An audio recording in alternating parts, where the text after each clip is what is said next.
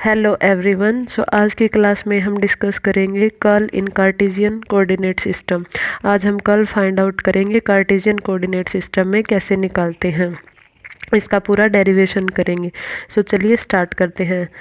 तो कर्ल निकालने के लिए हम सबसे पहले कंसीडर कर लेते हैं कि हमारे पास एक वेक्टर फील्ड है ए और ए पी पॉइंट पे। अब हमें अगर इसका कर्ल निकालना तो हम क्या कंसीडर करते हैं, इसके अराउंड एक स्मॉल रेक्टेंगुलर एरिया कंसीडर कर लेते हैं ए बी सी डी, और जिसकी साइड्स कितनी हैं, del x and del y.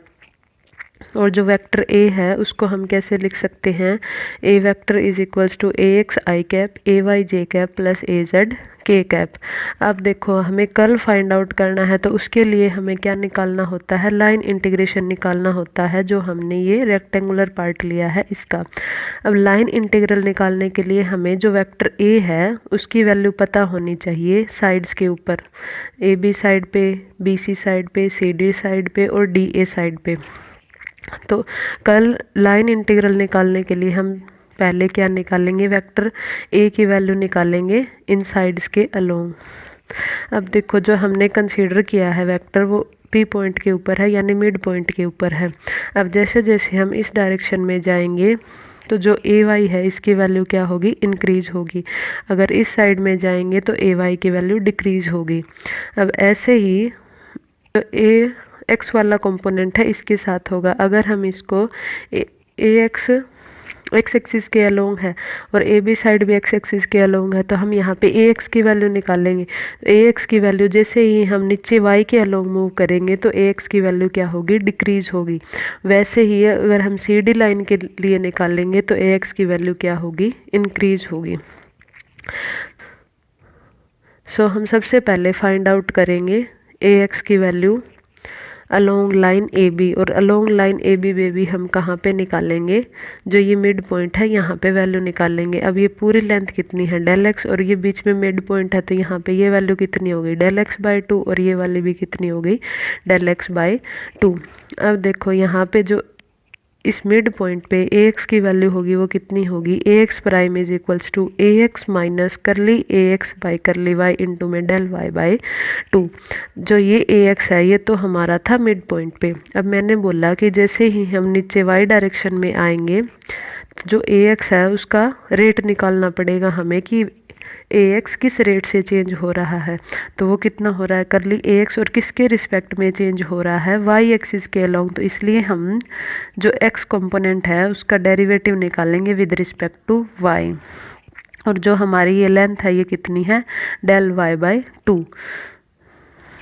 ये वैल्यू हमें क्या बताएगी, ये वैल्यू जो वेक्टर फील्ड है उसकी कांस्टेंट वैल्यू तो है ही नहीं। जैसे जैसे हम आगे आगे मूव करेंगे तो एक्स की वैल्यू चेंज हो रही है, तो वो किस रेट से चेंज हो रही है वो निकाला है हमने यहाँ पर।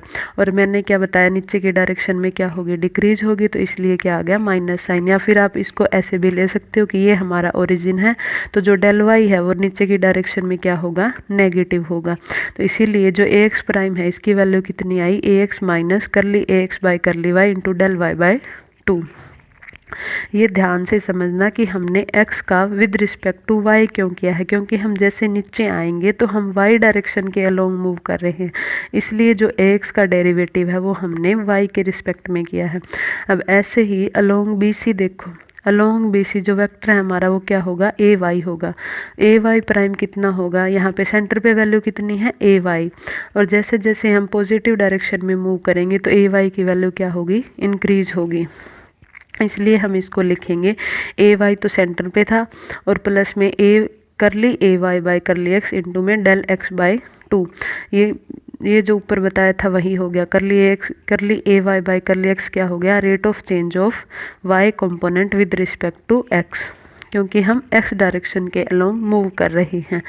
अब ऐसे ही हम सी डी लाइन के लिए निकालेंगे, तो सी डी लाइन में फिर से हम क्या लेंगे, ए एक्स वाला कंपोनेंट, क्योंकि एक्स डायरेक्शन में तो ए एक्स वाला है।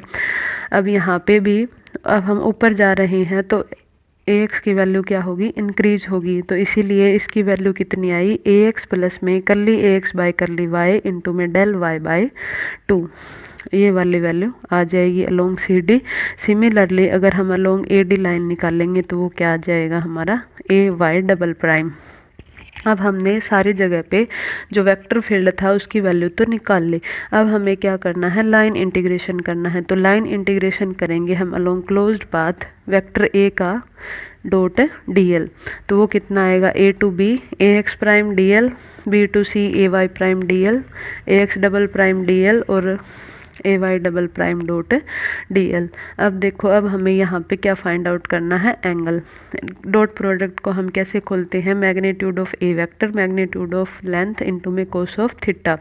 अब यहाँ पे देखो इसी डायरेक्शन में हम मूव कर रहे हैं और इसी डायरेक्शन में क्या है, वेक्टर ए है। तो वेक्टर और डीएल के बीच में एंगल कितना बन रहा है, 0 डिग्री का। इसलिए यहाँ पे क्या आ जाएगा, A D l. A D L, D L क्या है, स्मॉल लेंथ एलिमेंट है। अगर हम डी एल लाइन का इंटीग्रेशन करेंगे तो वो क्या बन जाएगी, पूरी जो लेंथ है ए बी वो कितनी है, डेल एक्स। तो ये वैल्यू आ जाएगी ए एक्स प्राइम इंटू में डेल एक्स। इसी तरह से जो नेक्स्ट है A y prime dot d l वो निकालेंगे। तो इसी डायरेक्शन में वेक्टर है और इसी डायरेक्शन में हम मूव कर रहे हैं। तो यहाँ पे भी एंगल कितना बनेगा, 0 डिग्री बनेगा। तो कितना आएगी वैल्यू, ए वाई प्राइम इंटू में डेल वाई।